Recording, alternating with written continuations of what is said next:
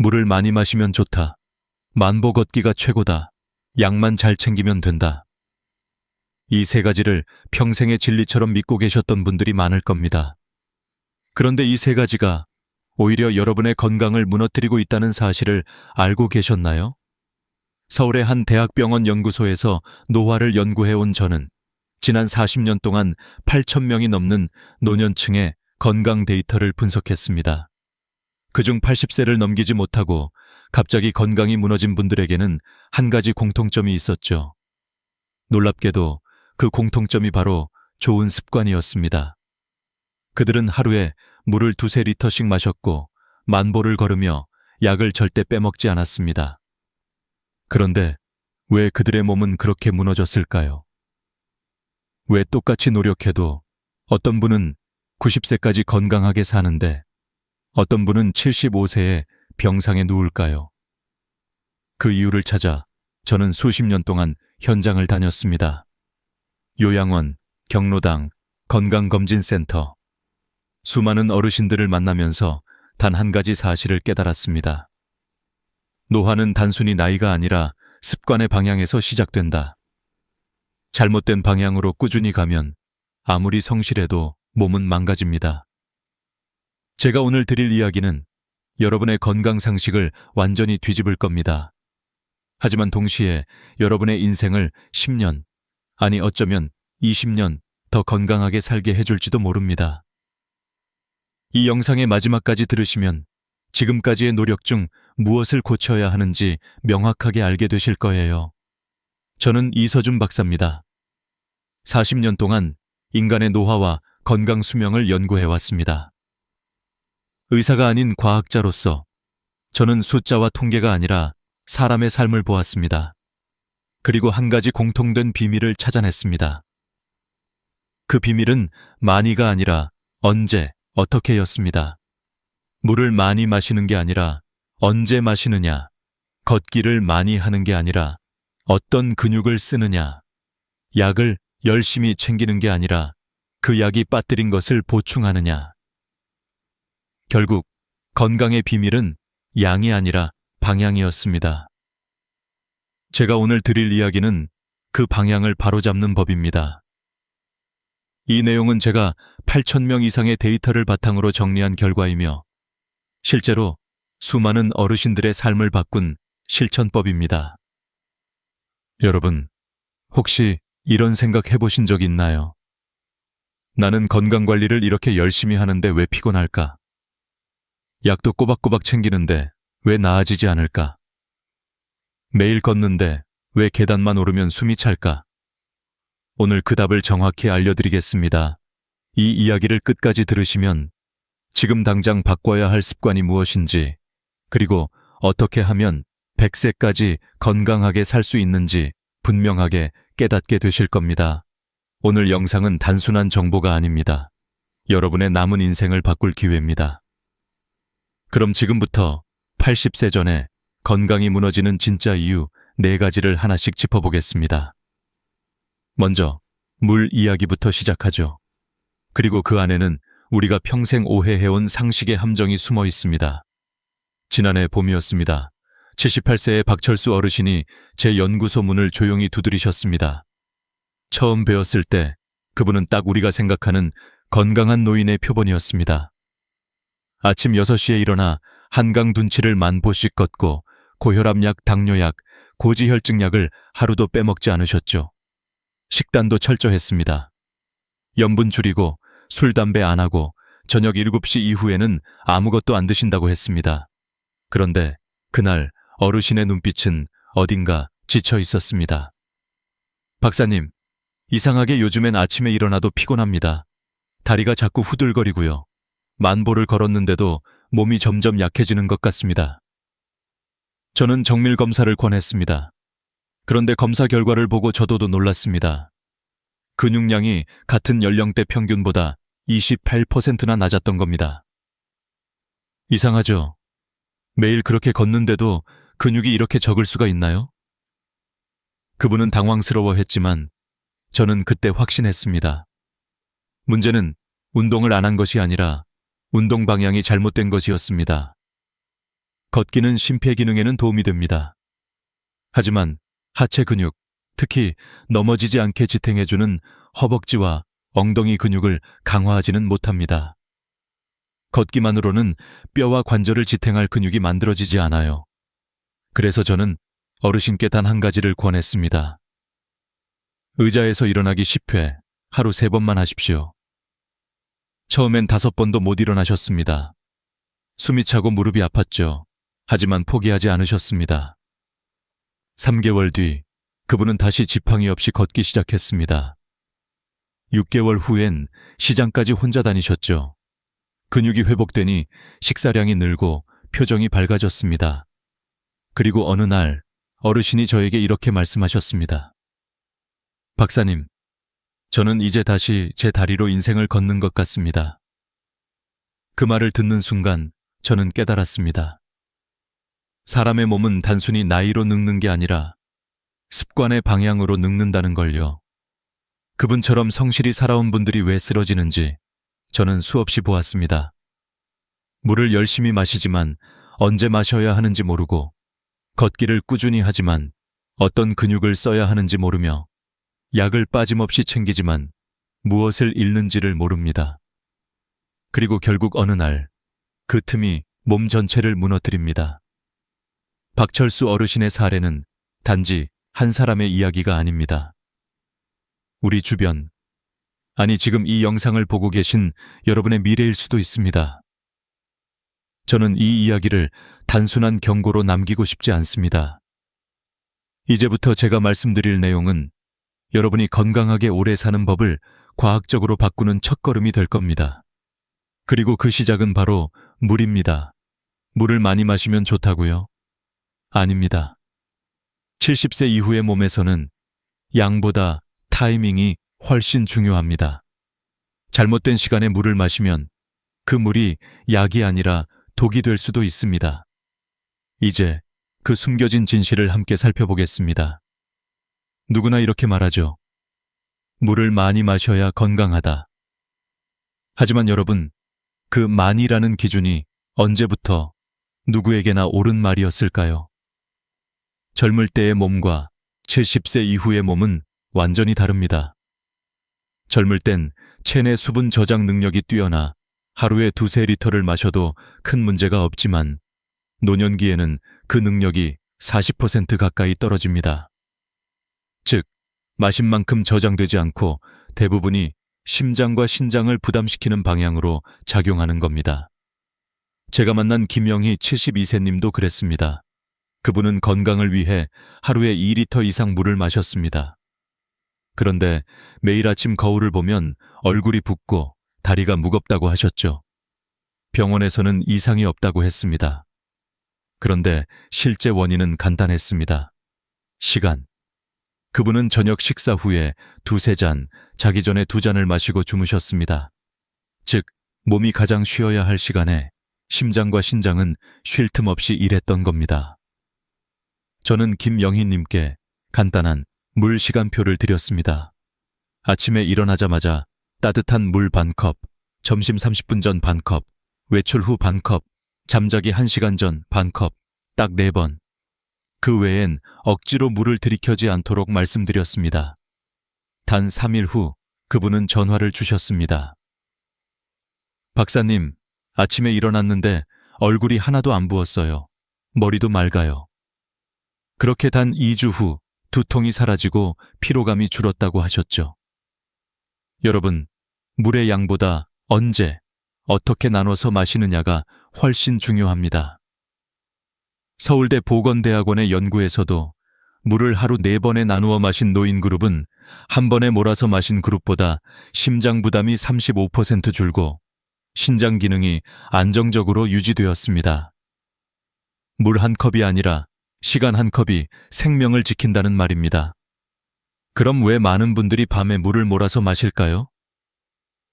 혈액이 깨끗해진다, 심장마비 예방에 좋다는 오해 때문입니다. 하지만 실제로는 정반대입니다.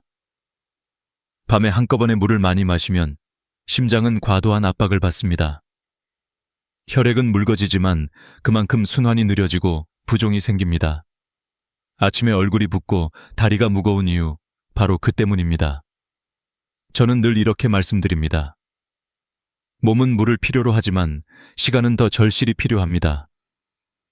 물은 하루 4번 반 컵씩 따뜻하게. 이 간단한 습관만으로도 여러분의 심장, 신장, 뇌가 훨씬 젊어질 수 있습니다. 한 가지 팁을 더 드릴게요. 찬물 대신 미지근한 물을 드세요. 찬물은 위장에 부담을 주고 신체 온도를 갑자기 떨어뜨려 혈관 수축을 일으킵니다. 반면 미지근한 물은 혈류를 부드럽게 하고 장 운동을 도와 변비를 예방합니다. 아침에 따뜻한 물 반 컵, 그것만으로도 하루의 순환이 시작됩니다. 이제 여러분께 묻고 싶습니다. 오늘 당신은 언제 물을 마셨나요? 그 시간이 바로 내일의 건강을 결정합니다. 이제 물의 비밀을 알았으니 다음으로 넘어가 봅시다. 걷기. 많은 분들이 가장 열심히 하는 습관이지만 사실상 가장 잘못된 방식으로 하고 있는 운동입니다. 만보 걷기보다 훨씬 중요한 단 10분의 루틴이 있습니다. 그 이야기를 지금부터 들려드리겠습니다. 만보 걷기, 정말 많이 들어보셨죠? 하루 만보만 걸으면 장수한다. 걷기는 최고의 운동이다. 물론 걷기는 심폐기능을 강화하고 혈액순환을 도와주는 아주 좋은 운동입니다. 하지만 문제는 여기 있습니다. 걷기만으로는 넘어짐을 막아주는 하체 근육을 만들 수 없다는 것. 우리 몸의 근육은 70세가 넘어가면 매년 1.2%씩 줄어듭니다. 아무것도 안 하면 10년 후엔 12%가 사라지는 셈이죠. 근육이 줄면 단순히 힘이 약해지는 게 아니라 균형 감각이 떨어지고 혈당 조절이 어렵고 면역력까지 약해집니다. 그래서 많은 분들이 나는 운동 많이 하는데 왜 자꾸 넘어질까? 라고 의문을 가지세요. 그 이유는 간단합니다. 걷기만 하기 때문입니다. 제가 상담한 최민수 76세님은 매일 아침 한강을 걸으셨습니다. 15년 동안 하루도 빠짐없이 만보를 채우셨죠. 그런데 어느 날 화장실에서 미끄러져 손목이 골절되었습니다. 검사를 해보니 근육량이 정상의 70% 수준이었어요. 즉, 걸어도 하체 근력은 약했던 겁니다. 저는 그분께 간단한 3가지 동작을 권했습니다. 첫째, 의자에서 일어나기 10회. 둘째, 발뒤꿈치 들기 10회. 셋째, 한 발로 서기 10초. 이 3가지를 하루 3번만 하라고 했습니다. 처음엔 힘들어 하셨습니다. 이게 뭐가 운동이야? 그런데 2주 후, 그분은 의자에서 일어나는 동작을 10회 다 하셨습니다. 3개월 후에는 계단을 손잡이 없이 오르셨고 근육량이 15%나 늘었습니다. 국립노화연구소의 자료에 따르면 걷기만 하는 그룹의 낙상률은 18%, 걷기와 근력운동을 병행한 그룹의 낙상률은 7%, 거의 2배 이상의 차이가 납니다. 여러분, 노년기의 다리는 단순히 이동을 위한 다리가 아닙니다. 삶을 지탱하는 기둥이에요. 근육은 단 하루 만에 만들어지지 않지만 단 하루 만에도 깨어날 수 있습니다. 지금 의자에 앉아 계신다면 딱 5번만 일어나 보세요. 허벅지가 타는 듯한 느낌, 그게 바로 근육이 깨어나는 신호입니다. 걷기는 계속하세요. 하지만 하루 10분의 근육 루틴을 더하세요.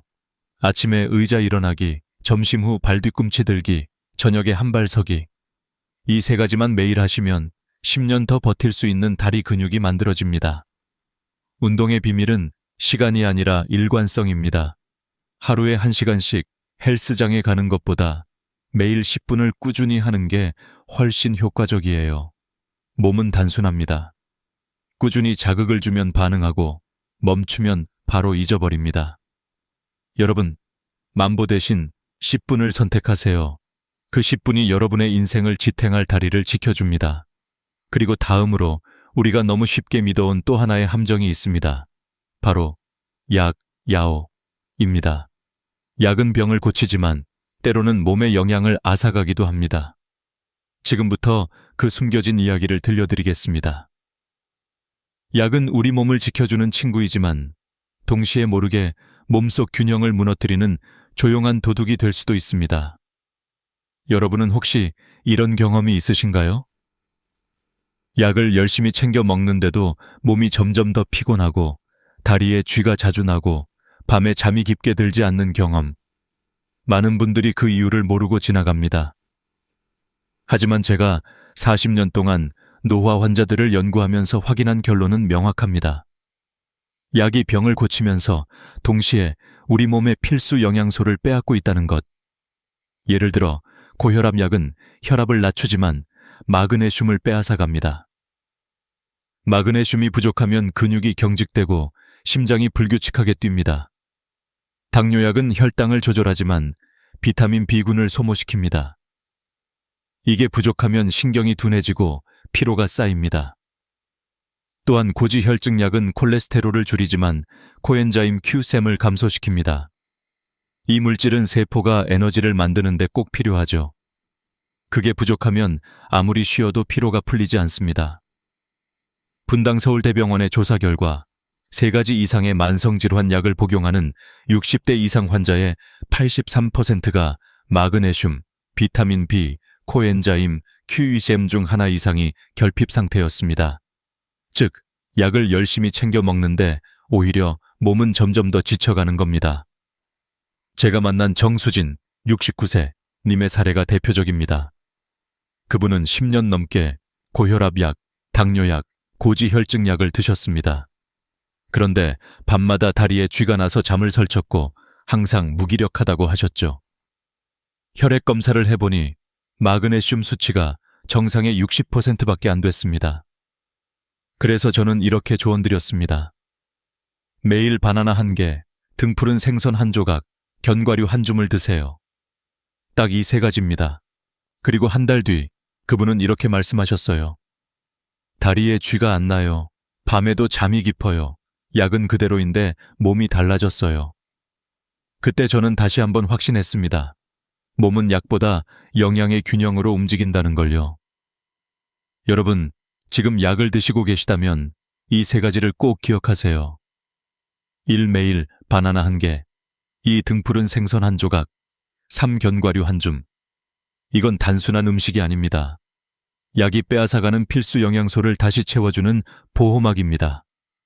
바나나에는 마그네슘과 칼륨이 풍부해 근육 경련을 막고, 등푸른 생선에는 오메가3와 코엔자임 Q-심이 들어있어 혈관을 젊게 유지해줍니다.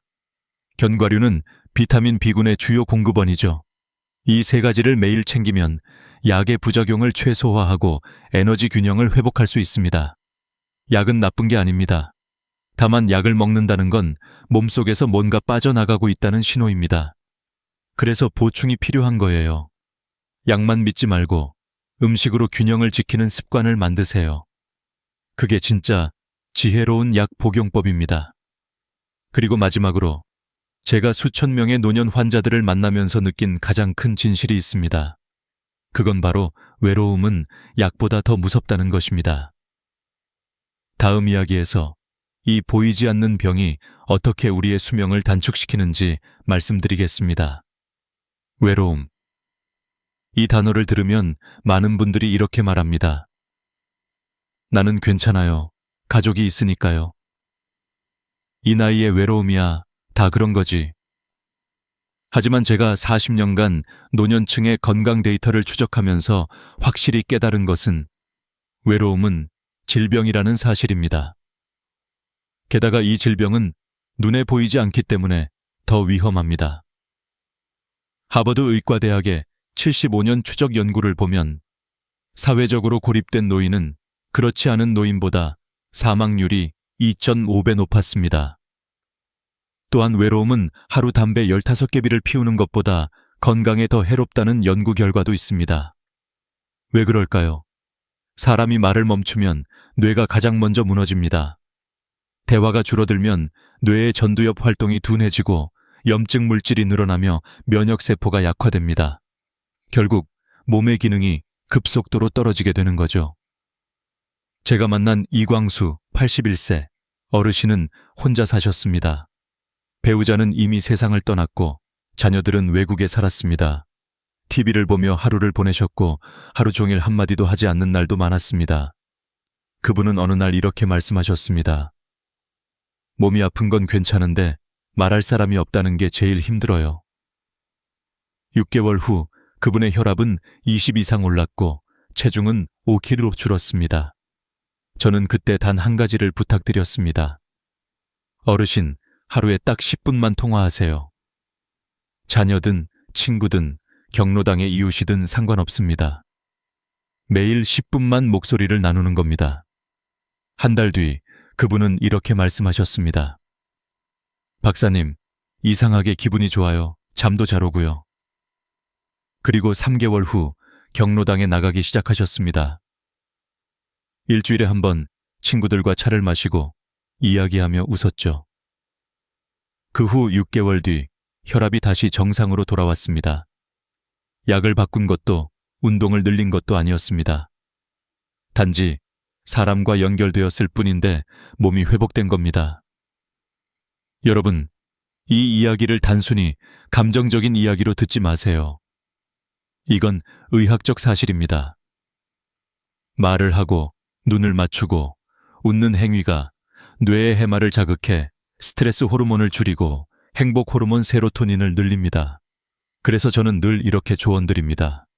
하루 10분 통화, 일주일 한 번 외출, 한 달에 한 번 식사 약속. 이 세 가지가 최고의 한구울제이자 장수 비법입니다. 지금 이 영상을 보고 계신다면 오늘 단 한 사람에게 전화해보세요.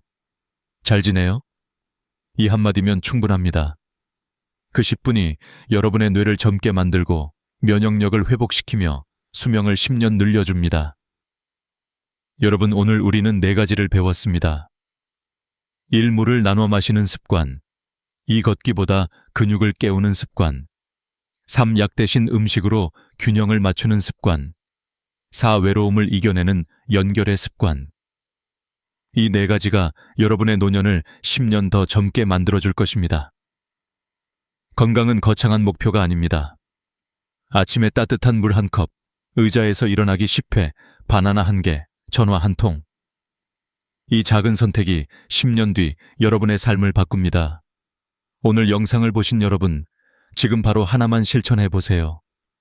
물 한 컵을 마시거나, 친구에게 전화 1통을 걸거나, 의자 앞에서 일어나 보세요. 그게 바로 여러분 인생의 새로운 첫걸음입니다. 이 영상이 도움이 되셨다면 좋아요와 구독을 눌러주세요. 당신의 건강한 인생을 위해 저는 매주 새로운 지혜로 찾아뵙겠습니다. 여러분, 오늘의 작은 실천이 내일의 건강을 만듭니다. 잊지 마세요. 당신은 혼자가 아닙니다. 한 달에 450만 원이면 웬만한 사람 둘이 한 집에서 사는 생활비입니다. 그런데 저는 그 돈을 혼자 쓰고 있었습니다. 간병인 비용, 병원비, 식사비, 이것저것 합치면 그렇게 나왔습니다. 그때 저는 스스로에게 물었어요. 이게 과연 행복한 삶일까? 제 이름은 정희숙, 올해 74입니다. 젊을 때는 사회복지사로 30년 넘게 일했습니다. 남편과 함께 노인복지센터를 다니며 어르신들을 돌봤죠. 늘 노년은 준비가 중요하다고 말하던 제가 막상 나이가 들고 혼자가 되니 모든 게 두려워졌습니다. 남편이 떠난 건 10해 전이었어요. 새벽에 일어나 보니 숨이 멎어 있었습니다. 그날 이후로 제 세상은 반으로 잘린 듯했죠. 남편과 함께 웃던 식탁, 나란히 앉아 TV를 보던 거실, 모든 게 멈춰 있었습니다. 그때부터 제 일상은 조용했습니다. 조용하다는 말이 이렇게 슬플 줄 몰랐어요. 밥은 혼자 먹고 말은 혼자 하고 잠도 혼자 잤습니다. 처음엔 자유롭다고 생각했지만 시간이 지나자 그 자유가 고립이 되었어요. 몸이 말을 듣지 않기 시작한 건 70세를 넘기고 나서였습니다. 무릎이 시리고 계단을 오르내릴 때마다 숨이 찼습니다. 작년에는 결국 퇴행성 관절염으로 수술을 받았어요. 의사 선생님이 말했죠. 정 선생님, 앞으로는 무릎에 물이 가는 일은 피하셔야 합니다. 가능하면 혼자 지내지 마세요. 그날 밤 화장실에 가다가 발이 미끄러졌습니다. 다행히 세면대를 붙잡아 넘어지진 않았지만 그 순간 머릿속이 하얘졌어요.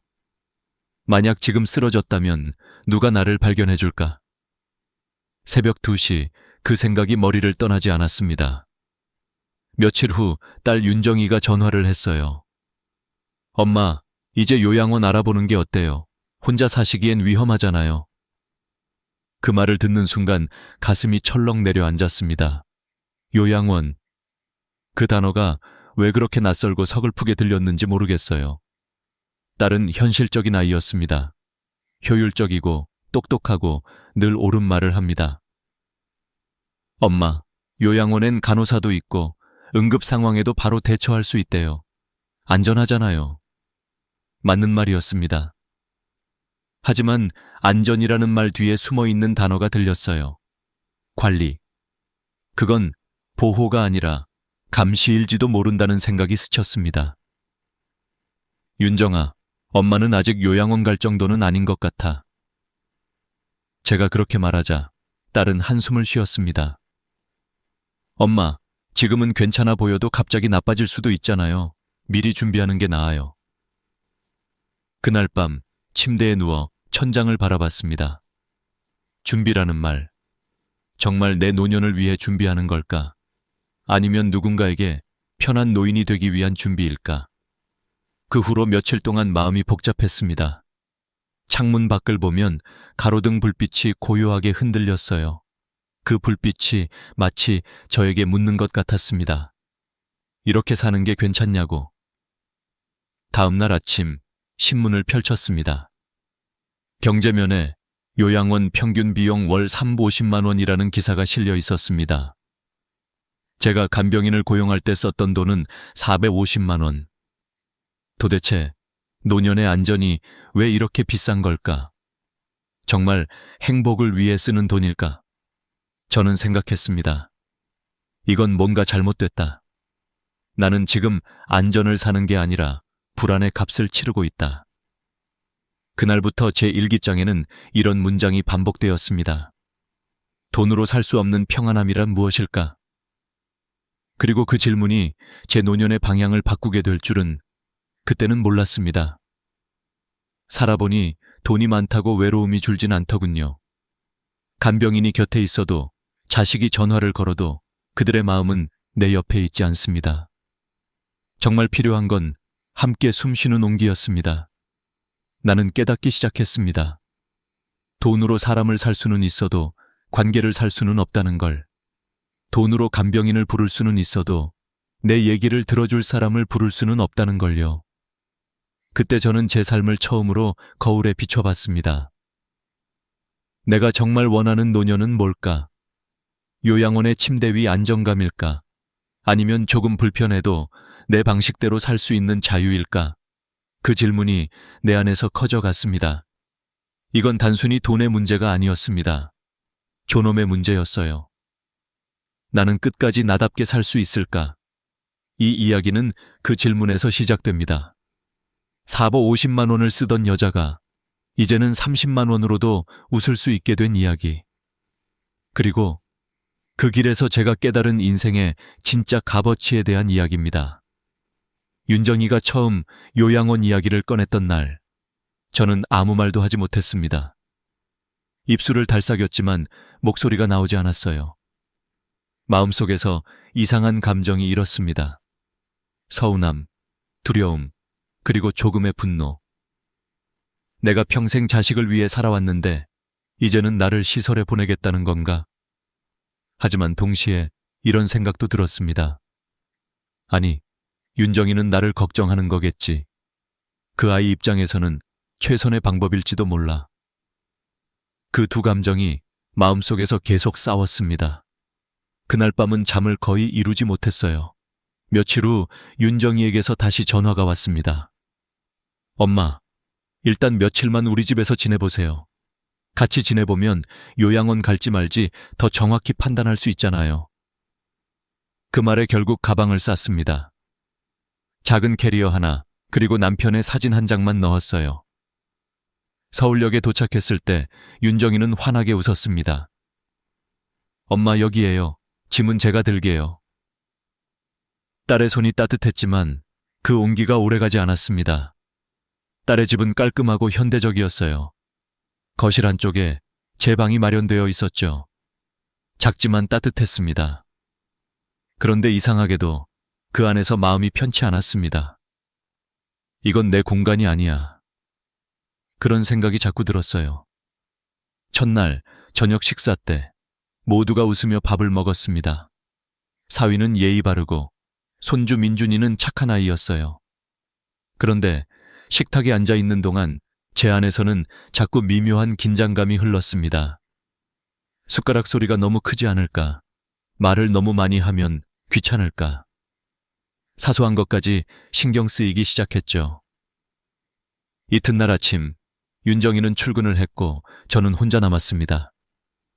아파트는 조용했지만 그 조용함이 낯설었습니다. 냉장고를 열어 점심을 챙기려다 멈췄어요.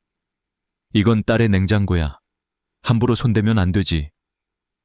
결국 따뜻한 물 한 컵으로 점심을 대신했습니다.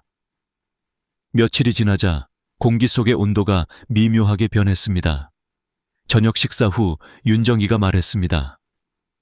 엄마, 민준이가 시험 기간이라서요. TV는 조금만 작게 틀어주시면 좋겠어요. 그 말에 고개를 끄덕였지만 마음 한켠이 시렸습니다. 그날 이후 저는 TV를 아예 켜지 않았어요. 시간이 흐를수록 저는 점점 집안의 손님이 되어갔습니다. 화장실에 가는 소리, 물 내리는 소리조차 신경 쓰이기 시작했어요. 밤이 되면 조용히 이불을 덮으며 생각했습니다.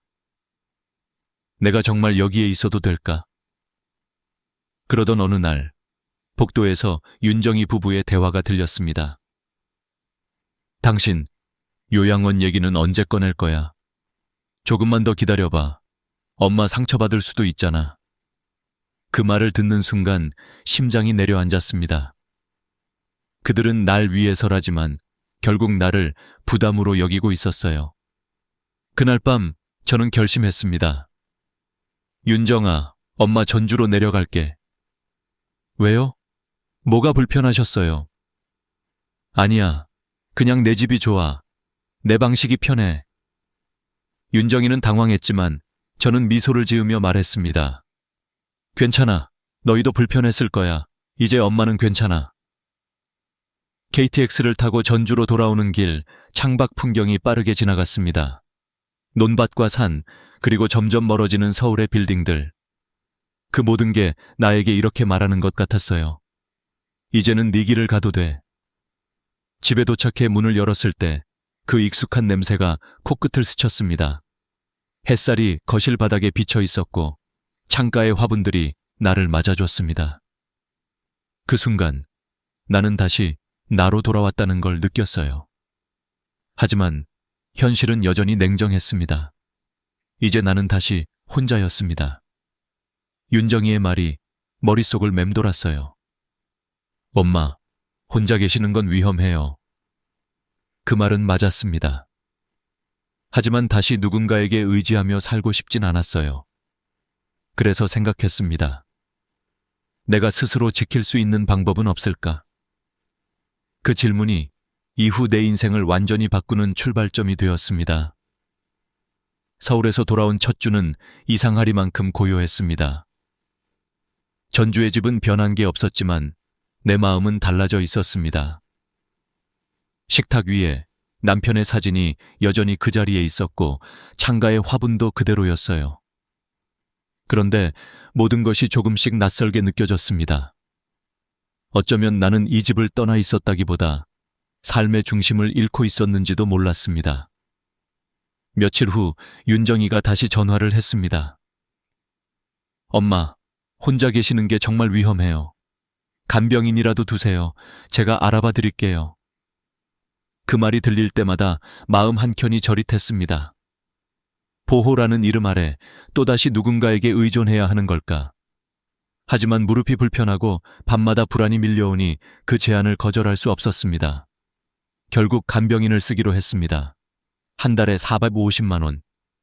처음 한 달만 해보세요. 엄마가 불편하시면 바꿔드릴게요. 윤정이는 그렇게 말했죠.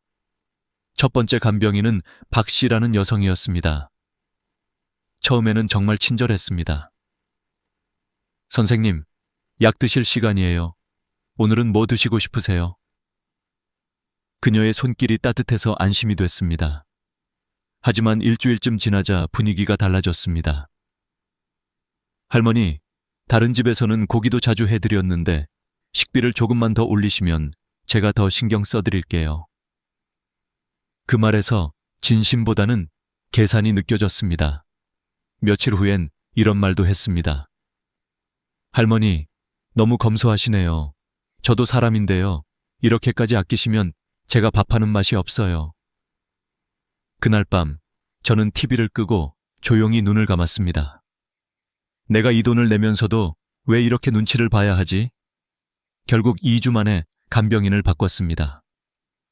이번엔 김 씨라는 분이었는데 처음엔 조용하고 성실했지만 금세 다른 문제가 생겼습니다.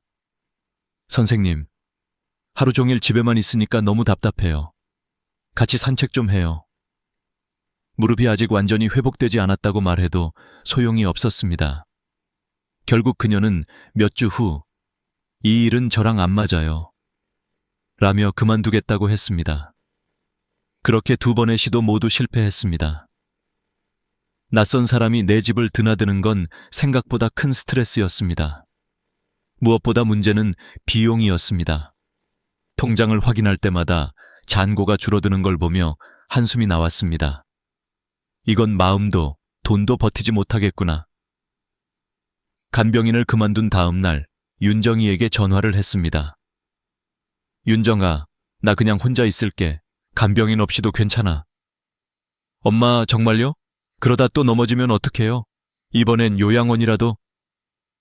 그 말을 들은 순간 심장이 쿵 내려앉았습니다. 결국 또 요양원이구나.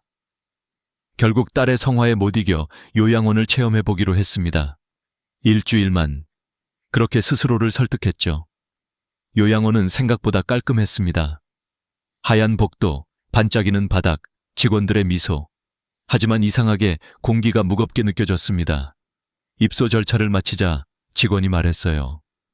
선생님, 아침 7시 기상입니다. 8시에 식사하시고 10시에 체조 있으세요. 그 말 한마디가 제 숨을 막았습니다. 이제부터 내 하루가 누군가의 시간표에 맞춰지는구나. 내 방은 4인실이었습니다. 옆 침대엔 80대 중반의 할머니가 누워 계셨고 반대편엔 치매가 있는 분이 있었습니다.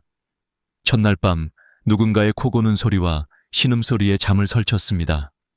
새벽 2시 조용히 일어나 창밖을 봤습니다. 어둠 속의 요양원은 이상할 만큼 정리되어 있었습니다.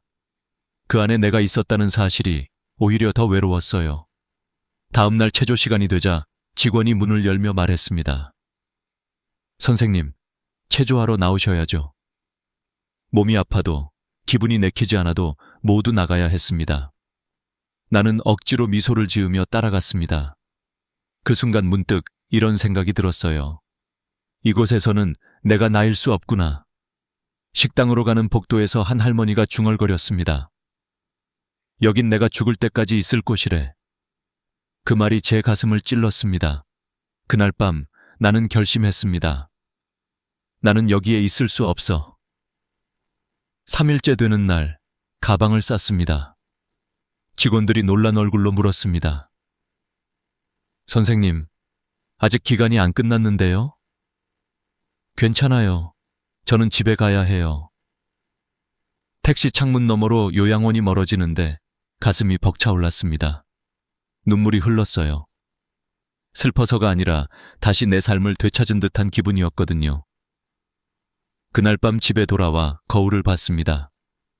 피곤한 얼굴이었지만 눈빛은 살아있었습니다. 그래, 나는 아직 살고 싶어. 살아있는 사람으로. 그리고 속삭였어요. 이제 진짜 나답게 살 방법을 찾아보자. 그 결심이 바로 다음 장면으로 이어졌습니다. 요양원을 나와 다시 집으로 돌아온 그날 밤, 나는 오랜만에 깊은 숨을 들이마셨다. 공기가 다르다고 느껴졌다. 누군가의 규칙이 아닌 내 리듬에 맞춘 공기였다. 하지만 동시에 공포도 따라왔다. 이제 정말 혼자다. 그 사실이 벽처럼 다가왔다. 불 꺼진 거실에 앉아 생각했다. 이제 어떻게 살아야 하지? 간병인도 요양원도 자식의 집도 모두 실패했다. 남은 선택지는 나 혼자뿐이었다. 그러나 단지 혼자 산다는 게 아니라 혼자 살아남는 법을 찾아야 했다. 그날 밤 나는 메모장을 꺼내 썼다. 1. 안전하게 살 것. 2. 외롭지 않게 살 것. 3. 경제적으로 유지할 것. 그 세 줄이 내 새로운 삶의 설계도가 되었다. 먼저 안전이었다. 집안 구석구석을 점검했다. 미끄러운 화장실 바닥, 어두운 복도, 높은 찬장. 모두 내게는 위험이었다. 그래서 스마트 낙상 감지 센서를 설치했다. 넘어지면 자동으로 딸에게 알림이 가는 시스템이었다. 처음엔 허무했다. 내가 이제 기계에게 생명을 맡기나. 하지만 며칠이 지나자 안심이 됐다. 다음은 생활. 스마트 스피커를 설치했다. 불 꺼줘. TV 켜줘. 오늘 날씨 어때? 음성으로 대답이 돌아올 때마다 신기했다. 세상이 이렇게 변했구나 싶었다. 75세의 손끝에서 기술과 연결되는 감각이 묘하게 따뜻했다. 그런데 며칠이 지나자 다른 문제가 드러났다. 기계는 내 말을 잘 듣지만 내 이야기를 들어주지는 않았다. 외로움은 여전히 내 옆에 있었다. 혼자 밥을 먹는 건 여전히 괴로웠다. 국물 소리조차 공허했다. 그때 우연히 아파트 엘리베이터 앞에서 같은 층에 사는 윤순자 씨를 만났다. 나보다 2살 많았다. 어머, 정 선생님. 요즘 혼자 계시죠? 네, 그냥 버텨요. 그 말에 순자 씨가 웃었다. 우리도 다 그래요. 밥 먹을 때가 제일 싫죠? 그 말 한마디에 마음이 풀렸다. 그날 이후 우리는 하루에 한 번씩 마주치면 짧은 인사를 건넸다. 오늘 날씨 좋네요. 무릎은 좀 어때요? 그렇게 단순한 대화가 이상하게 큰 위로가 됐다. 일주일쯤 지나 순자 씨가 제안을 했다. 우리 아파트에 혼자 사는 사람들 많아요. 다들 외롭다는데 한번 모여볼래요? 그 말이 내 귀에 들어왔을 때 무언가 가슴이 뛰었다. 그래, 함께라면 다를 수도 있지 않을까? 그렇게 5명이 모였다. 60대 후반에서 70대 중반까지의 여자 5명. 각자 사연은 달랐지만 공통점이 있었다. 다들 혼자였다. 처음엔 어색했다. 누군가는 말을 아꼈고 누군가는 자기 얘기를 쏟아냈다. 하지만 밥상 앞에서는 달랐다. 이 된장국 맛있다. 아, 이 반찬은 어디서 샀어요? 웃음이 나왔고 누군가는 눈물도 흘렸다. 그날 밤 집으로 돌아오는 길 나는 느꼈다. 혼자 있어도 혼자가 아니구나. 그 후 우리는 규칙을 세웠다. 월요일, 수요일, 금요일 돌아가며 한 명이 밥을 준비한다. 나머지는 밑반찬이나 재료를 챙긴다. 밥값은 공동으로 계산한다. 첫 달엔 어설펐지만 점점 손발이 맞았다. 누군가는 김치를 담그고 누군가는 된장을 만들었다. 밥을 함께 먹는다는 건 단순히 식사가 아니라 마음을 나누는 일이었다. 그 후로 또 하나의 습관이 생겼다. 매일 아침 단톡방에 인사를 남기는 것. 좋은 아침이에요. 오늘 병원 가요? 그 메시지가 늦어지면 서로 전화를 걸었다. 언니 괜찮아요? 왜 답이 없어요? 작은 행동이었지만 그것이 우리 모두의 안전망이 되었다. 그렇게 한 달이 흘렀습니다. 집은 여전히 작았고 돈은 여전히 많지 않았습니다. 하지만 마음의 크기는 달라졌습니다. 이젠 무섭다는 말보다 고맙다는 말이 더 많아졌습니다. 나는 깨달았습니다. 요양원에서의 규칙은 나를 묶었지만 이곳에서의 약속은 나를 살린다. 그리고 또 하나의 깨달음이 다가왔습니다. 함께의 시작은 거창한 게 아니었다는 것. 그저 누군가에게 밥 먹었어요? 라고 묻는 일에서 시작된다는 걸요. 시간이 흘러 우리의 작은 모임은 점점 단단해졌습니다. 처음엔 그저 밥을 같이 먹는 모임이었지만 이제는 서로의 하루를 챙기고 병원도 함께 다니고 가끔은 여행 계획도 세우는 작은 공동체가 되었습니다. 어느 날 순자 씨가 말했습니다. 우리 병원 갈 때도 같이 가면 어때요? 혼자 가면 헷갈리잖아요. 그 말에 모두가 고개를 끄덕였습니다. 나도 그 말을 듣는 순간 마음이 놓였습니다. 병원이라는 공간은 나이에 따라 점점 더 낯설고 무섭게 느껴지는 곳이었거든요. 그 후로 우리는 병원에 함께 갔습니다. 누군가 진료를 받을 땐 나머지가 대기실에서 기다렸습니다. 의사 선생님이 뭐라 하셨어요? 약은 식후에 드시래요? 아니면 식전이에요? 이런 대화들이 오가며 서로의 건강이 조금씩 개선되기 시작했습니다. 놀랍게도 이런 단순한 습관이 우리의 의료비를 줄였습니다.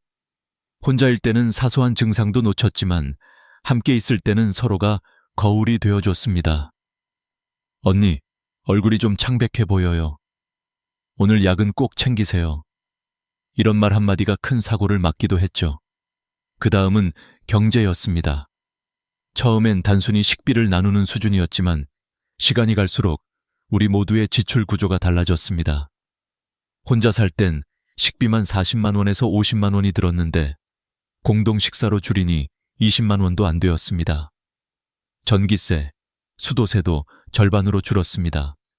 나는 그걸 보며 깨달았습니다. 함께 사는 건 단지 외로움을 나누는 게 아니라 삶의 부담을 나누는 거구나. 그러던 어느 날 미정 씨가 조심스럽게 말을 꺼냈습니다. 우리 그냥 밥만 같이 먹지 말고 뭔가 같이 할 수 있는 일을 찾아보면 어떨까요? 그 말에 모두가 잠시 생각에 잠겼습니다. 나는 말했다. 나는 옛날 이야기 잘해요. 손주들한테 자주 들려줬거든요. 순자 씨가 웃었습니다. 그럼 그거 해요. 요즘 아이들 그런 이야기 잘 안 듣잖아요. 그날 바로 우리는 아파트 게시판에 전단을 붙였습니다. 할머니가 들려주는 옛날 이야기 교실, 월 2회, 참여비 5,000원. 첫날엔 아이 셋이 왔습니다. 손주 같은 얼굴들. 나는 긴장된 목소리로 옛날 옛적에 라고 시작했습니다. 그런데 이야기 중반쯤 아이들 눈빛이 반짝이는 걸 보았습니다. 그때 느꼈습니다. 아, 나도 아직 누군가에게 필요한 사람이구나. 그 후 이야기를 들으러 오는 아이들이 늘었습니다. 어느새 이야기 교실은 지역신문에도 소개되었습니다. 전국 할머니의 이야기 교실, 아이들에게 인기. 그 기사를 보고 윤정기가 전화를 했습니다. 엄마, 대단하세요. 엄마가 이렇게 바쁠 줄 몰랐어요. 그 목소리에서 예전과 다른 뉘앙스가 느껴졌습니다. 걱정이 아닌 존경이 섞여 있었죠. 그날 밤 나는 내 손으로 만든 작은 수입표를 받습니다. 이야기 교실 월 20만 원, 공동식 생활비 절약 30만 원, 유튜브 광고 수입 15만 원, 총합 65만 원. 그 숫자는 내 인생의 새로운 자부심이었습니다. 유튜브 이야기를 하자면 그것도 우연히 시작된 일이었습니다. 손녀가 내 일상을 찍어 올려보자고 했습니다. 할머니, 그냥 찍어요. 요즘 사람들은 이런 영상 좋아해요. 처음엔 카메라 앞이 어색했습니다. 안녕하세요. 저는 정옥입니다. 오늘은 혼자 밥을 안 먹는 법을 이야기해 볼게요. 그렇게 첫 영상을 올렸습니다. 조회수는 100회를 넘기지 못했지만 댓글 한 줄이 달렸습니다. 저도 혼자 사는데 할머니 이야기 들으니 힘이 나요. 그 한 줄에 눈물이 났습니다. 누군가의 마음을 움직였다는 게 이렇게 큰 힘이 될 줄 몰랐습니다. 3개월이 지나자 구독자가 1000명이 넘었습니다. 광고 수익은 많지 않았지만 매달 10만 원에서 15만 원 정도가 들어왔습니다. 그보다 더 중요한 건 할머니, 영상 잘 봤어요. 덕분에 용기 냈어요. 이런 말들이었습니다. 나는 느꼈습니다. 이제 누군가의 짐이 아니라 누군가의 힘이 되고 있다는 걸요. 시간이 흐를수록 우리의 모임은 단순한 공동체가 아니라 작은 사회가 되었습니다. 누군가는 김치를 담그고, 누군가는 뜨개질을 하고, 누군가는 스마트폰을 가르쳤습니다. 우리는 서로의 부족함을 채워주며 각자의 재능으로 살아갔습니다. 그때 알았습니다. 나이 든다는 건 잃는 것이 아니라 다르게 사는 법을 배우는 거지라는 걸요. 이제 나는 매일 아침 거울을 보며 스스로에게 말합니다. 오늘도 괜찮아, 정호가. 너는 충분히 잘하고 있어. 이제 우리의 삶은 완전히 달라졌습니다. 매일 아침 휴대전화 단톡방엔 인사로 하루가 시작됩니다. 좋은 아침이에요. 오늘 날씨가 참 좋아요. 무릎 괜찮아요? 이 몇 줄의 문자로 우리는 서로의 안부를 확인하고 하루를 엽니다. 누군가 답이 없으면 즉시 전화가 옵니다. 언니, 괜찮아요?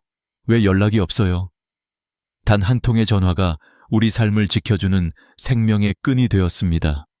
점심엔 누군가의 집으로 모입니다. 누군가는 된장찌개를, 누군가는 김치전을 부칩니다. 이거 너무 맛있다. 내일은 내가 해볼게요. 그 웃음소리와 밥냄새가 집안을 가득 채웁니다. 혼자일 때는 조용했던 부엌이 이제는 살아있는 듯합니다. 그리고 오후엔 각자의 작은 일들이 기다리고 있습니다. 나는 이야기 교실을 열고 순자 씨는 바느질 강좌를 합니다. 손재주 좋은 분은 손가방을 만들어 인터넷에 판매합니다. 그 수입은 많지 않지만 중요한 건 우리의 손으로 삶을 유지한다는 자부심이었습니다. 내가 번 돈으로 산 고추장이라 그런지 더 맛있네. 이런 소소한 말이 우리에겐 큰 행복이었습니다. 경제적으로도 우리는 놀라운 변화를 경험했습니다. 혼자 살 땐 매달 80만 원이 넘던 지출이 이제는 절반으로 줄었습니다. 식비는 공동으로 나누고 공과금도 균등하게 부담하니 부담이 훨씬 적었습니다.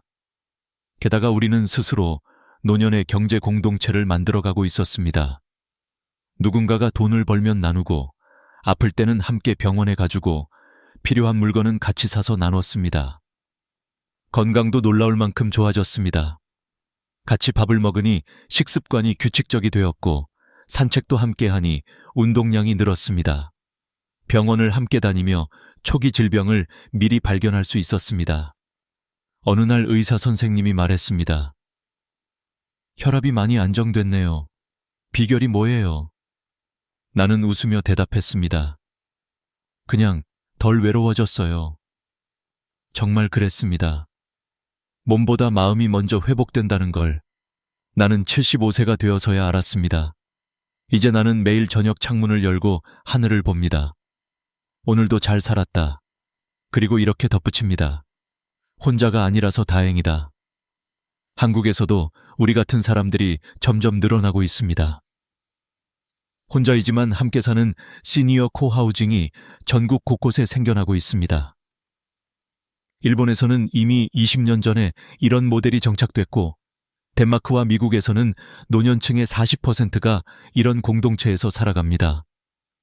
그 결과 고독사는 30% 이상 줄고 의료비는 40% 이상 감소했다고 합니다. 결국 사람은 함께일 때 비로소 건강해진다는 사실을 세계가 증명하고 있는 것입니다. 이제 나는 확신합니다. 노후의 행복은 돈이 아니라 관계에서 온다는 것을.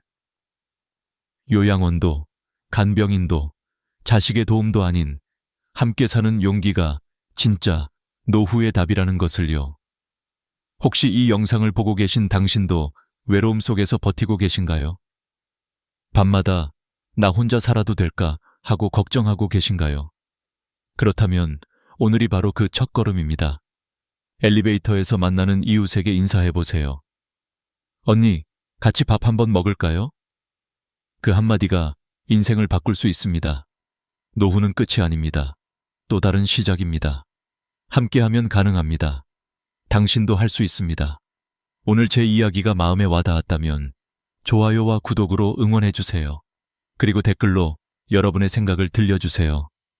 당신의 한 줄이 누군가의 삶을 바꿀 수 있습니다. 오늘도 잊지 마세요.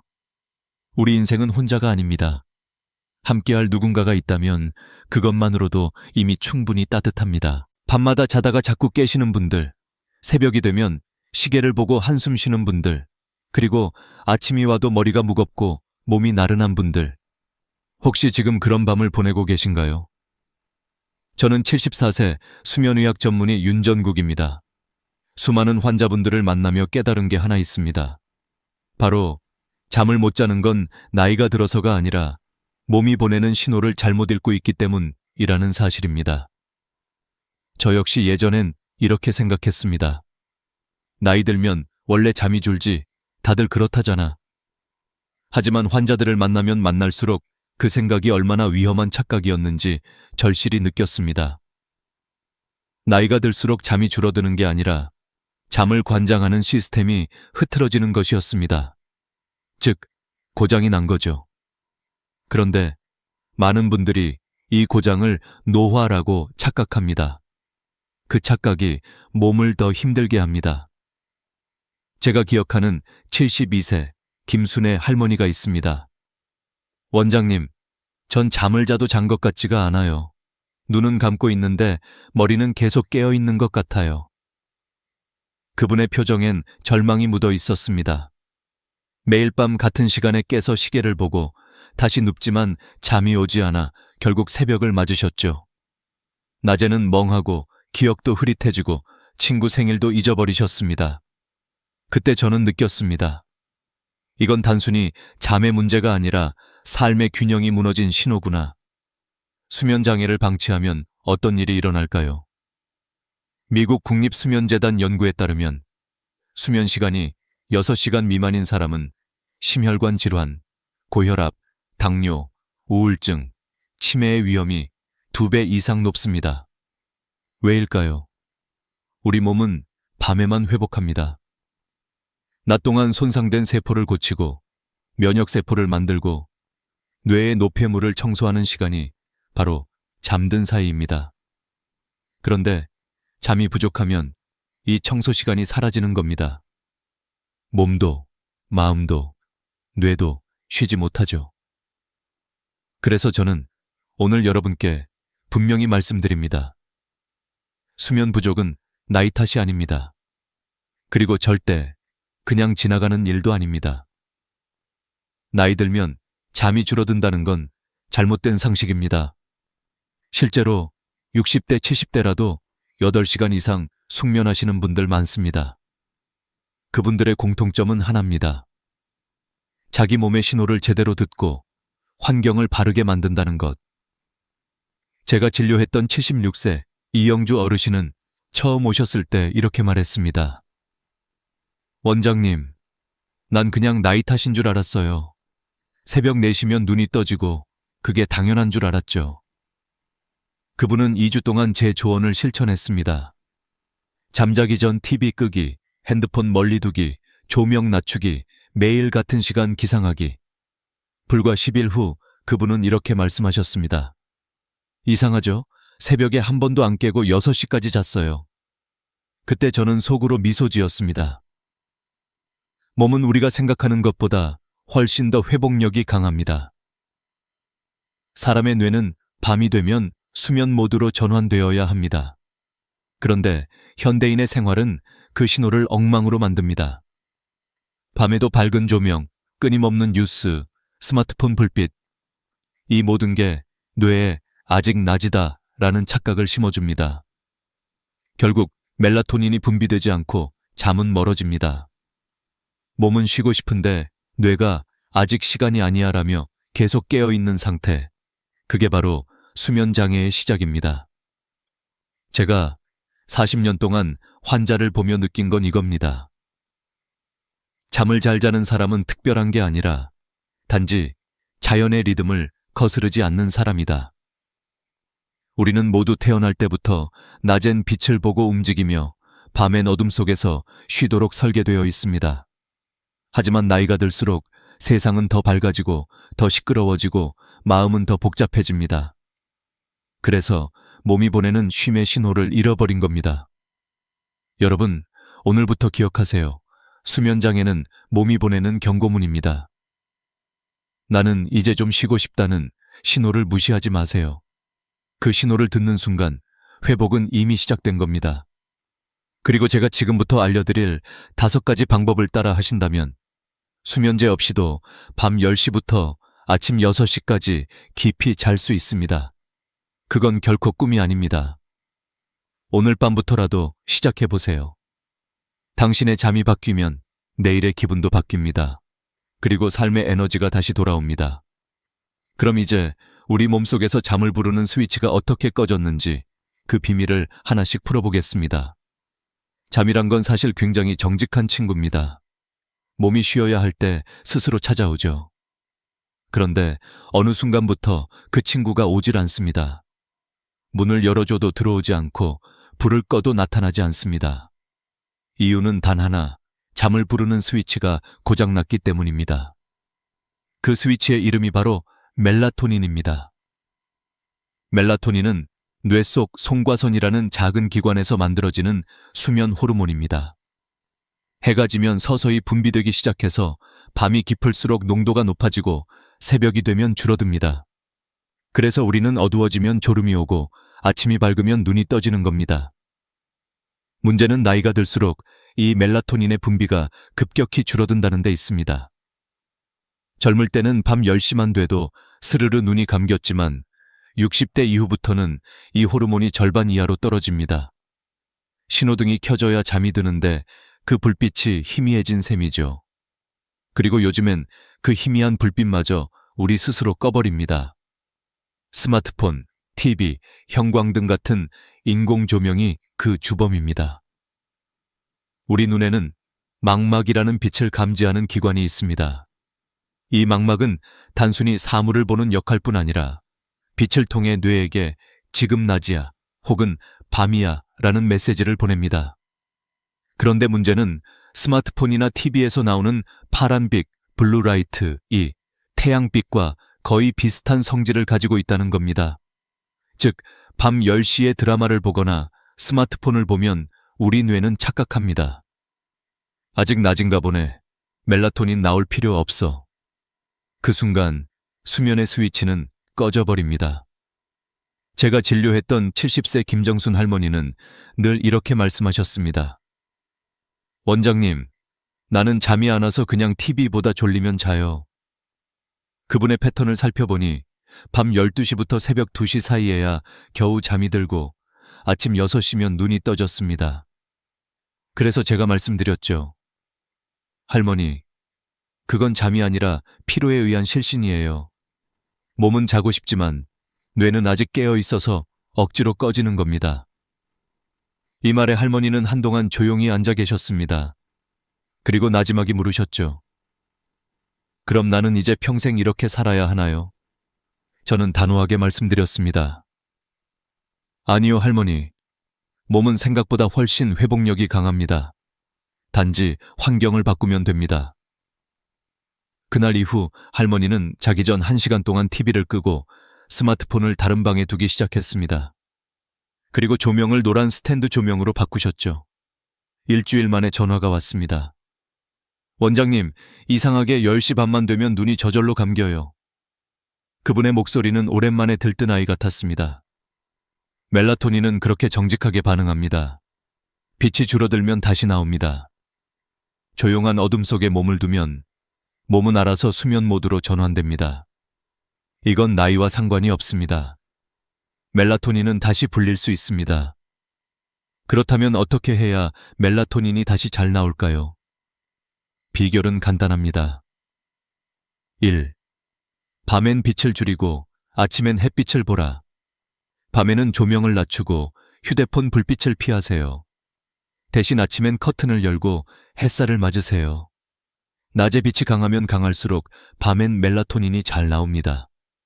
2. 몸의 리듬을 일정하게 유지하라.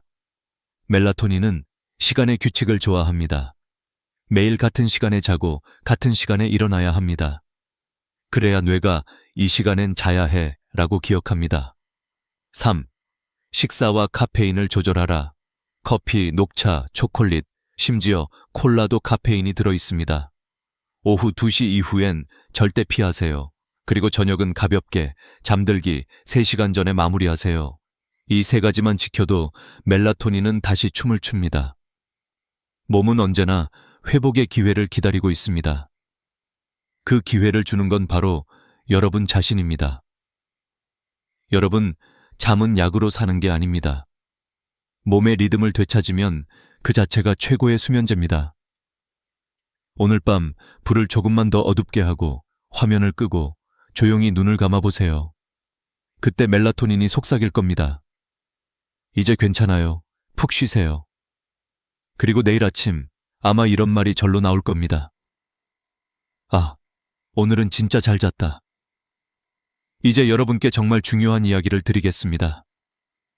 잠을 못 자는 진짜 이유는 단순히 멜라토닌이 부족해서만이 아닙니다. 그보다 더 깊은 원인이 있습니다. 바로 몸속 시계가 고장났기 때문입니다. 우리는 눈으로 시계를 보지 않아도 지금 낮인지 밤인지를 스스로 압니다. 이걸 가능하게 해주는 것이 바로 생체 시계, 즉 바이오리듬입니다. 이 시계는 우리 몸의 모든 장기와 세포가 하루 24시간을 기준으로 일정한 리듬을 유지하도록 도와줍니다. 아침엔 혈압을 올려 하루를 시작하게 만들고 저녁엔 천을 낮춰 잠을 유도하죠. 그런데 나이가 들면 이 시계의 바늘이 조금씩 틀어집니다. 낮과 밤의 구분이 흐려지고 몸이 지금은 깨어 있어야 하는지 자야 하는지를 헷갈려하기 시작합니다. 72세 이영주 어르신의 이야기를 해볼까요? 이분은 늘 새벽 3시나 4시에 눈이 떠졌습니다. 원장님, 아무리 늦게 자도 꼭 그 시간에 깨요. 마치 알람이 울린 것처럼요. 그분은 자신이 새벽형 인간이 된 줄 알았습니다. 하지만 진짜 이유는 생체 시계가 새벽 4시로 고정돼 있었기 때문입니다. 몸이 스스로 잘못된 시간에 맞춰져 버린 거죠. 이런 현상은 스트레스나 생활 리듬의 변화로 쉽게 생깁니다. 예를 들어, 젊었을 때는 매일 일정한 시간에 출근하고 퇴근했지만 은퇴 후엔 일정이 사라집니다. 아침에 늦게 일어나고 낮에 잠깐 자고 밤엔 TV를 보며 시간을 보내죠. 결국 몸은 혼란에 빠집니다. 지금이 낮인가 밤인가. 그 결과 멜라토닌이 제대로 분비되지 않고 밤에도 각성 상태가 됩니다. 게다가 여기에 스트레스가 더해지면 문제는 훨씬 심각해집니다. 걱정이 많은 밤, 생각이 꼬리에 꼬리를 물며 이어질 때 몸은 이미 피곤한데 뇌는 오히려 활발해집니다. 수면은 내려가는 과정인데 스트레스는 뇌를 계속 켜는 신호입니다. 저는 종종 이렇게 설명합니다. 잠은 엘리베이터처럼 천천히 내려가는 겁니다. 그런데 스트레스는 그 엘리베이터 버튼을 계속 누르는 거예요. 결국 밑으로 내려가지 못하고 위층에서 멈춰버리는 겁니다. 70대 정영호 어르신은 아내를 먼저 떠나보내고 난 후 그날 이후로 한 번도 편히 잠든 적이 없다고 했습니다. 이상하게 누워도 잠이 안 와요. 눈만 감으면 생각이 밀려옵니다. 저는 어르신께 이렇게 말씀드렸습니다. 그건 잠이 오지 않는 게 아니라 마음이 아직 깨어 있는 겁니다. 사람의 마음은 불안하면 뇌에게 위험하다는 신호를 보냅니다. 그 신호가 끊기지 않으면 뇌는 결코 수면 모드로 들어가지 못합니다. 그럼 어떻게 해야 할까요? 첫째, 마음의 긴장을 내려놓는 연습이 필요합니다. 잠자기 전 10분만이라도 조용히 앉아 숨을 천천히 들이마시고 내쉬는 겁니다. 후 하는 한숨이 아니라 코로 4초 동안 들이쉬고 입으로 6초 동안 천천히 내쉬는 것. 이 단순한 호흡만으로도 부교감 신경이 활성화되면서 뇌가 이제 쉬자고 인식합니다. 둘째, 감정의 배출구를 만들어야 합니다. 걱정이나 두려움을 마음속에만 담아두면 그게 밤에 커집니다. 그래서 저는 환자들에게 걱정 노트를 권합니다. 잠들기 전 그날 떠오르는 생각을 짧게 적는 겁니다. 오늘도 잠이 잘 올까 걱정된다.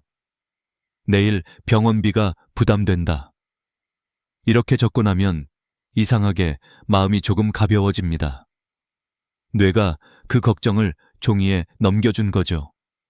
셋째, 낮에 활동을 회복해야 합니다. 많은 어르신들이 이젠 몸을 쓰기 싫다고 말씀하십니다. 하지만 움직이지 않으면 밤에 피곤함이 쌓이지 않습니다. 몸이 쓸 일이 없는데 굳이 잠들 이유도 없는 거죠. 잠은 노동의 보상입니다. 몸이 오늘 하루 고생했다고 느낄 때 비로소 찾아오는 친구예요. 73세 김병태 어르신은 이런 말을 했습니다. 원장님, 요즘은 잠이 안 와서 새벽까지 뉴스만 봅니다. 그래서 저는 권했습니다.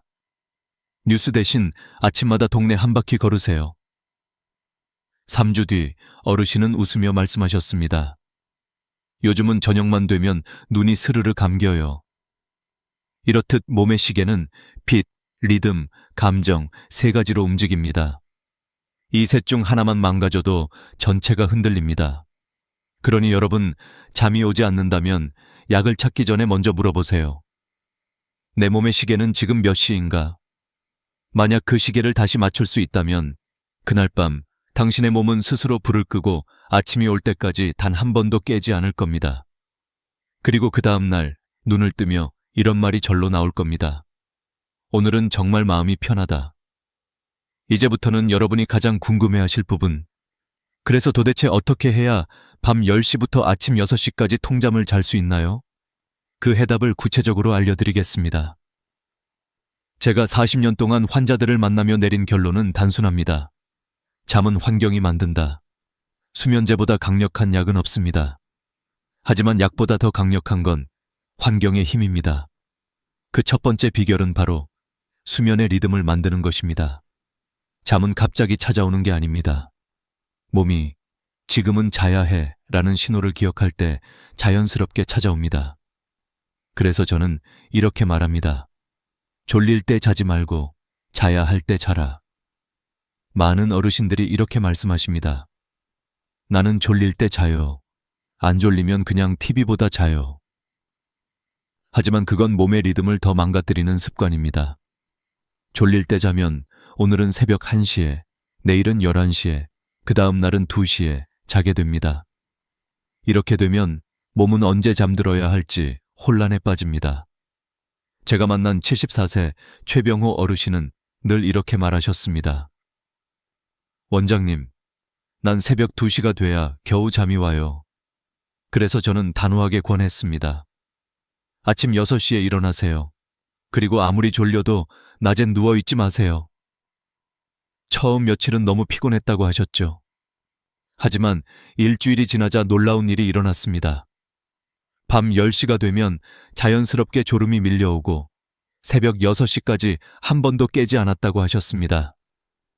그게 바로 몸의 시계가 다시 맞춰진 신호입니다. 두 번째 비결은 빛과 어둠을 관리하는 것입니다. 잠은 어둠이라는 신호를 받아야 시작됩니다.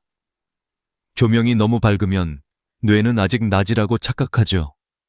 그래서 잠자기 전 1시간은 조명을 최대한 줄이세요. 밝은 형광등 대신 노란빛 스탠드 하나면 충분합니다. 그리고 TV나 스마트폰은 절대 금지입니다. 나는 드라마 보다가 잠들어요 라고 말씀하시는 분들 많지만 그건 진짜 잠이 아니라 피로로 인한 쓰러짐입니다. 화면 불빛은 멜라토닌 분비를 완전히 차단합니다. 심지어 그 효과는 30분 이상 지속되기 때문에 드라마가 끝나고 불을 꺼도 뇌는 여전히 깨어 있습니다. 제가 진료한 김말순 할머니는 밤마다 드라마를 보시다 새벽 2시에야 잠드셨습니다. 그게 유일한 즐거움이라서요. 그 마음을 이해합니다. 하지만 저는 이렇게 말씀드렸습니다. 할머니, 즐거움은 낮에 찾으셔야 합니다. 밤은 몸이 회복하는 시간이에요. 즐거움 대신 쉼을 주셔야 내일이 편안해집니다. 그날 이후 할머니는 드라마를 저녁 8시까지만 보시고 9시부터는 불을 낮추고 조용한 음악을 들으셨습니다. 3주 후 할머니는 웃으며 말씀하셨죠. 요즘은 밤 10시만 되면 눈이 절로 감겨요. 세 번째 비결은 저녁 이후의 습관을 바꾸는 것입니다. 의외로 많은 분들이 잠을 망치는 가장 큰 이유가 식사와 음료라는 사실을 모르십니다. 저녁 식사를 7, 8시에 하고 과일이나 커피를 마시며 TV를 보는 게 일상인 분들 많죠. 하지만 이게 바로 밤잠을 깨우는 주범입니다. 소화기관은 밤이 되면 쉬어야 합니다. 그런데 늦은 식사나 카페인은 위를 계속 자극합니다. 몸은 쉬고 싶은데 위장은 일하고 있으니 뇌도 함께 깨어 있는 겁니다. 70대 조복남 어르신은 이렇게 말씀하셨습니다. 난 밤에 커피 안 마셔요. 낮 3시쯤 한 잔 마시는데. 하지만 그 커피 한 잔의 카페인은 밤 10시까지 몸속에 남아 있었습니다. 결국 그 한 잔이 숙면을 방해한 겁니다. 그래서 저는 말씀드렸습니다. 커피, 홍차, 녹차, 초콜릿은 오후 2시 이후엔 피하세요. 그리고 저녁 식사는 잠들기 최소 3시간 전에 끝내세요. 그렇게 2주만 실천하자 어르신은 말씀하셨습니다. 요즘은 베개만 닿으면 잠이 와요. 커피 하나 줄였을 뿐인데 세상이 달라졌어요. 네 번째 비결은 몸의 온도를 조절하는 것입니다. 잠은 천이 떨어질 때 찾아옵니다. 그래서 손과 발이 따뜻해야 합니다. 잠들기 전 따뜻한 물에 손발을 담그거나 따뜻한 수건으로 닦아주면 혈액순환이 좋아지고 몸 중심의 열이 서서히 빠져나가면서 깊은 잠이 옵니다. 제가 기억하는 68세 김성자 할머니는 이렇게 하셨습니다. 매일 밤 족욕을 10분만 하고 다리를 살살 주무르셨죠. 그 결과 평생 먹던 수면제를 끊었습니다. 이게 이렇게 쉬운 일이었나요? 그분의 눈빛엔 오랜 고통에서 벗어난 안도감이 가득했습니다. 마지막으로 잠들기 전에 조용한 의식을 만들어 보세요. 책 한 장, 조용한 음악, 혹은 하루의 감사를 기록하는 노트. 이런 작은 의식이 뇌에게 이제 쉴 시간이야 라는 신호를 줍니다. 그 신호가 멜라토닌을 깨웁니다. 이 5가지 비결은 절대 어렵지 않습니다. 약도, 돈도, 기계도 필요 없습니다. 그저 시간과 의지만 있으면 됩니다. 오늘 밤 불을 조금 낮추고 조용히 숨을 내쉬어 보세요. 당신의 몸은 이미 알고 있습니다. 이제 잠들 시간이야. 그때 진짜 잠이 옵니다. 지금까지 잠의 리듬과 환경, 그리고 생활 습관에 대해 이야기했죠. 이제 마지막 단계입니다. 오늘 밤부터 바로 실행할 수 있는 실전 수면 루틴을 알려드리겠습니다. 약도, 기계도, 병원도 필요 없습니다. 단지 하루의 순서를 조금 바꾸는 것만으로 충분합니다. 먼저 아침의 시작이 가장 중요합니다. 잠은 밤에만 만들어지는 게 아닙니다. 아침부터 이미 오늘 밤의 잠을 준비하고 있는 겁니다. 햇빛은 우리 몸의 생체 시계를 다시 맞춰주는 강력한 신호입니다. 눈으로 빛을 보면 뇌는 지금은 낮이다 라고 인식하고 그 순간부터 정확히 14시간 뒤 멜라토닌이 분비되기 시작합니다. 즉, 아침 7시에 햇빛을 보면 밤 10시에 졸음이 찾아오는 시스템이 작동하는 거죠. 그래서 저는 환자들에게 항상 이렇게 말합니다. 아침엔 약보다 햇빛을 먼저 드세요. 창문을 열고 햇살을 10분만 쬐세요. 밖에 나가 베란다에 앉아 계셔도 좋고 간단히 산책하셔도 좋습니다. 햇빛은 무료지만 그 효과는 수면제보다 훨씬 강력합니다. 그리고 낮 동안엔 몸을 조금이라도 움직이세요. 몸이 오늘 수고했다는 느낌을 받아야 밤에 깊이 잠듭니다. 가벼운 산책, 계단 오르기, 마당 쓸기, 손주와 함께 놀기. 이 모든 게 최고의 수면 준비 운동입니다. 움직이지 않으면 몸은 피곤하지 않습니다. 피곤하지 않으면 잠들 이유가 없죠. 하지만 한 가지 주의할 점이 있습니다. 오후 6시 이후엔 무리한 운동은 피하세요. 격한 활동은 몸의 천을 높이고 뇌를 각성시켜 오히려 잠을 방해합니다. 운동은 아침이나 오후 3시 이전이 가장 좋습니다. 그때의 햇빛과 움직임이 멜라토닌 분비를 촉진하기 때문이죠. 다음으로 낮잠 관리입니다. 낮잠은 좋습니다. 하지만 적당히 자야 합니다. 2030분 이내라면 뇌의 피로를 풀어주지만 1시간 이상 자면 밤잠이 사라집니다. 낮잠이 길면 몸은 이미 회복했다고 착각하죠. 그래서 밤에는 졸리지 않습니다. 제가 진료한 76세 박성희 할머니는 매일 오후 4시에 낮잠을 2시간씩 주무셨습니다. 원장님, 밤에 잠이 안 와요. 당연했습니다. 그래서 저는 이렇게 말씀드렸습니다. 할머니, 낮잠은 30분만 자세요. 그 대신 낮잠 전엔 커튼을 열고 햇빛을 보세요. 빛을 보면 몸은 아직 낮이야라고 인식해서 생체 리듬이 무너지지 않습니다. 그 조언을 지키신 뒤 할머니는 놀라운 변화를 경험하셨습니다. 밤 10시 전에 스르르 잠들고 새벽까지 깨지 않았죠. 이제 잠자기 전 1시간, 이것이 결정적인 시간입니다. 저는 이 시간을 몸을 눕히기 전 마음을 눕히는 시간이라고 부릅니다. 이때 해야 할 일은 단 3가지입니다. 첫째, 조명을 낮추세요. 밝은 불빛은 뇌를 자극합니다. 따뜻한 노란빛의 조명을 하나만 켜두세요. 그게 이제 밤이야 라는 신호가 됩니다. 둘째, 소리를 멈추세요. 뉴스, 드라마, 유튜브 같은 자극적인 소리는 뇌를 계속 깨웁니다. 대신 잔잔한 클래식, 자연의 소리 혹은 조용한 명상 음악이 좋습니다.